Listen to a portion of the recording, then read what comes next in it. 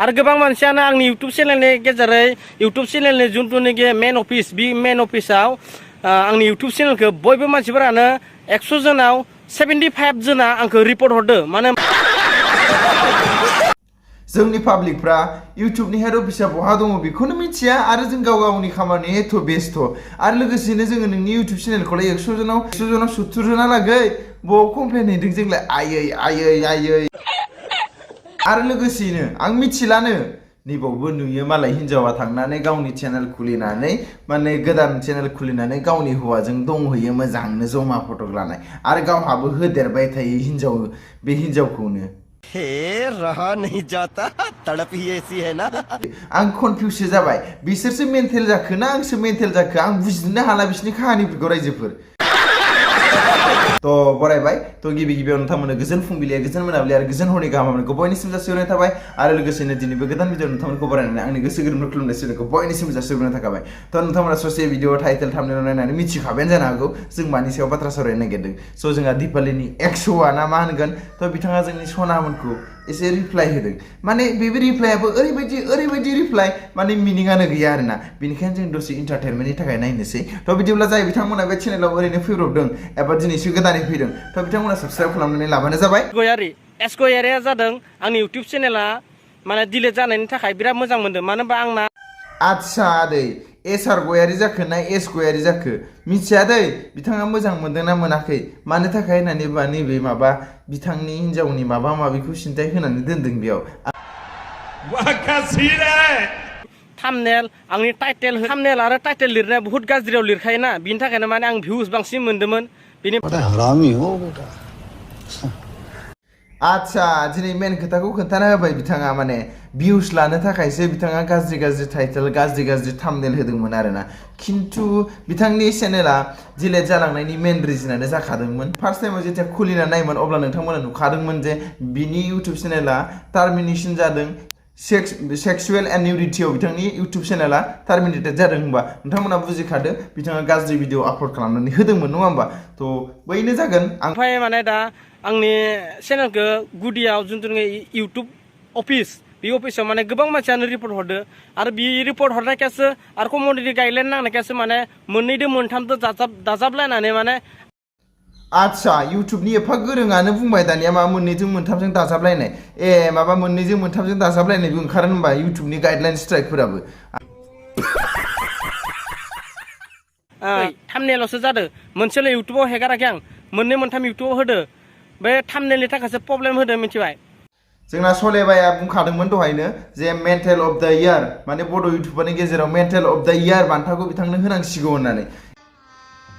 गजब बेइज्जती है भिडिअआनो इसु दंखायोबा भिडिअआनो नोंना जेराव ड्रेसआनो गैखाया माबायानो गैखाया अब्ला नोङो जायबा प्राइभेट पार्टखौ नोङो दिन्थिनाङानोमोन इउटुबनि गेजेराव बेखौनो आपल'ड खालामनानै होबालाय नोंनालाय भिडिअआ उरायखागोन चेनेला उरायखागोन बेलाय खोथाया थारखा मा थाम्बनेलनि खोथा जाखो एथ' गोरोङा जाबाय बेनि इउटुबनि थ' इउटुबनि गोरों होननानै बिथाङा गावखौ बुंना लानाय बायदि जादों थ' नोंथांमोना खोनासं आरो आंनि थाखायनो दिपालि आरो आंनि थाखायनो गोबां मानसिया भिडिअ बानायदो भिडिअ बानायनानै भिउस मोनदो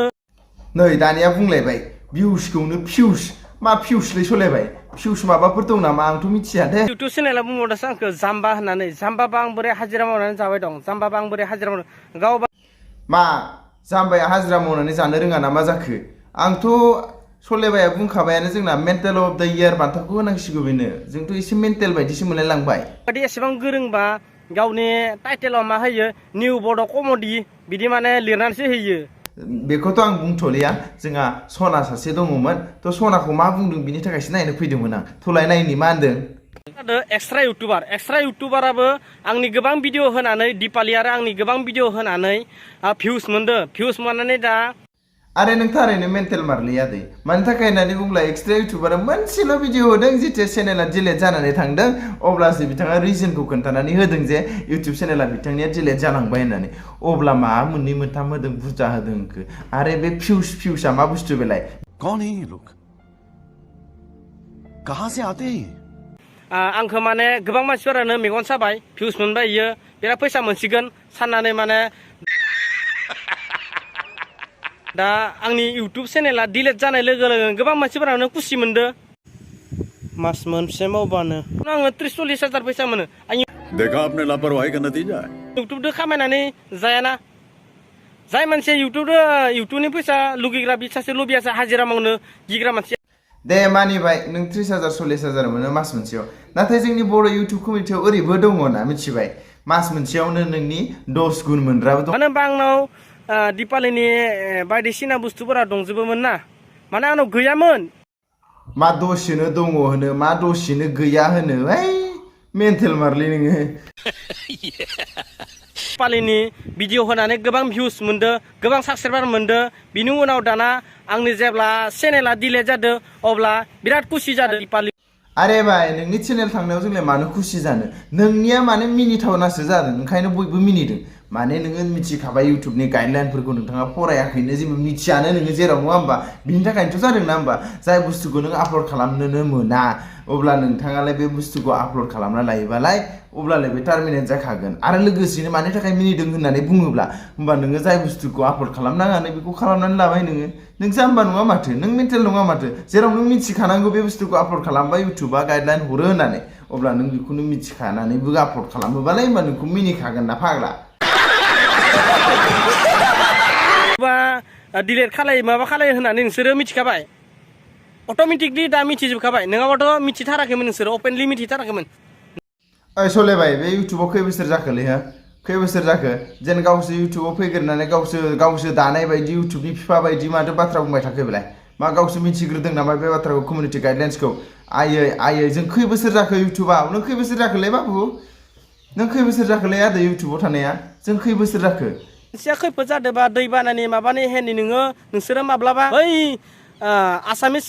इउटुबारफोरखौ नायलाय गिदिर इउटुबारफोरा दैबानानि बायदिसिनायाव थाङै फैसा होयो नोंसोरो नोंसोरनि पकेटखौल'सो माने मानि बेगखौल'सो नोंसोरो पुस्ता खालामनानै लायो थ' रायजोफ्रा दुखु मोननोबो हागौ सोरबाया मेन्टेल होननायनि थाखाय मेन्टेल होननायनि मेन रिजोना बेनो थ' नोंथांमोना नुबाय जे बिथाङा बुंदों एस इउटुबारफोरजों बर' इउटुबारफोरखौ कम्पेयार खालामदों ओमफ्राय जे दैबानानि जानाय माबा मोनसे जानाय बिथांमोना माने फैसा होजानो लुबैदों बेयो थार नाथाय नों बर' इउटुब कमिउनिटियाव खैदिननिफ्राय दङ आरो नों बेसेबांसिम दिनैसिम नोंथाङा रिसार्च खालामदों जोंनि बर' इउटुब कमिउनिटियावबो दङ यार सोरबा इलेक्सन जानायाव जमायै थांनानै फैसा खांना हरनाय आरो लोगोसेनो सोरनिबा न'खराव जुदि बेमार जानाय आजार जानाय बेफोराव जोंनि इउटुब कमिउनिटिनिफ्राय फैसा खांना हरनाय आरो लोगोसेनो जोंनियाव दंबावो सोरबा सासेया दै बानानि थाखाय 1L गोजों हैनाय आरो लोगोसेनो बर' इउटुब कमिउनिटिनिफ्राय मोनसे दै बानायाव बे खैला मैला ना मामोन बेयाव बेसेबां जे हेल्प हैदोंमोन आरो लोगोसेनो गोबां रायखांनो नांगौ बाथ्रा दङ नों बबे रायजोनिफ्राय दानिसो ओंखारबोनाय नों साबेसे मानसिनो डनेसन हरफेरखो नों बेखौनो खोन्थाना लालाय लाजियाबा हरामी हो बेटा आरो जों पार्सनेलि हरनायफोरखौथ' जों साननाङा मिथिबाय नोङो मेन्टेल अफ द इयार बान्थाखौ नोंनोनो होमारसै दे ओइ गोबोरखिनि मेडेल मोनसे लायदो सलायबाय दा गानहैनाय जासिगोन आङो मोनफिननांगौबाथाय आरो आंबो बि इउटुब चेनेलनि गेजेरजों नोंसोरखौ ओरैबायदि जावगोन ओरैबायदि बुंबाय थागोन माने आंबो नोंसोरनि भिडिअ क्लिप होनानै माने जावबाय थासिगोन एबारनिफ्राय मिथिबाय ओंखायनो आं बुङोलै इउटुबाव फैयोबा इउटुबनि गाइडलाइनफोरखौ मोजाङै फरायग्रोना फैनांगौ आरो लोगोसेयैनो सिगाङाव सोर मा मावबोदों बेखौ बुंनायनि सिगां रिसार्च खालामग्रोनांगौ रिसार्च खालामालासिनो गोब्रामलाबायबाय थाबा जायालै मिथिबाय मा होनबावनो नोंथांखौलाय बे प्राइभेट भिडिअफोरखौनो आपल'ड खालामनानै लोगोसेयैनो गाइडलाइन स्ट्राइक नांनानै चेनेलानो उरायबाय आरो जोंलाय माथो होनबावनो आरो आं बुजिलानो हिनजावाबो मालाय फाथैलाय बिसिनानै गुबुन हौवाजों थाहैखाबाय आरो हौवायाबो दा नै भिडिअफ्रा फटकफ्रा बेखौनो होबाय थायो आरे आं लाजिसिगौमोनलै आदै नों बायदिबा लाजिसिगौमोनलै आदै मिथिबायना फाथैलाय बिसिखांनानै बारे एग्रांबाय थानाय स' बे भिडिअखौ लाबोनायनि मेन खारनानो जादों जे बर' इउटुबारफ्रा जेबो मावफेरा बेफोरबायदि जेबो खालामफेराखै आरे नों छुटिया नामा होनबा नङाथ' पाब्लिकआ मेगन नुयोथ' मानसिफोरखौ सोर मा मावो सोर मा मावा सोर बेसेबांथिं बबेथिं दावखोलांनानै जेसेबां डनेसन होयो जोंनि बर' इउटुब कमिउनिटियावबो दङ आं दिनै बेफोरखौ नामखौ मख'जोबनोबो हायाखै जानो हागौ नाथाय जोंनि बर' इउटुब कमिउनिटियावबो गोबां दङ नाथाय नों बायदियासो बर' इउटुब कमिउनिटिखौ गुबुंले खालामनो फैयो मानि थाखाय होननानै बुंब्ला नायलाय बे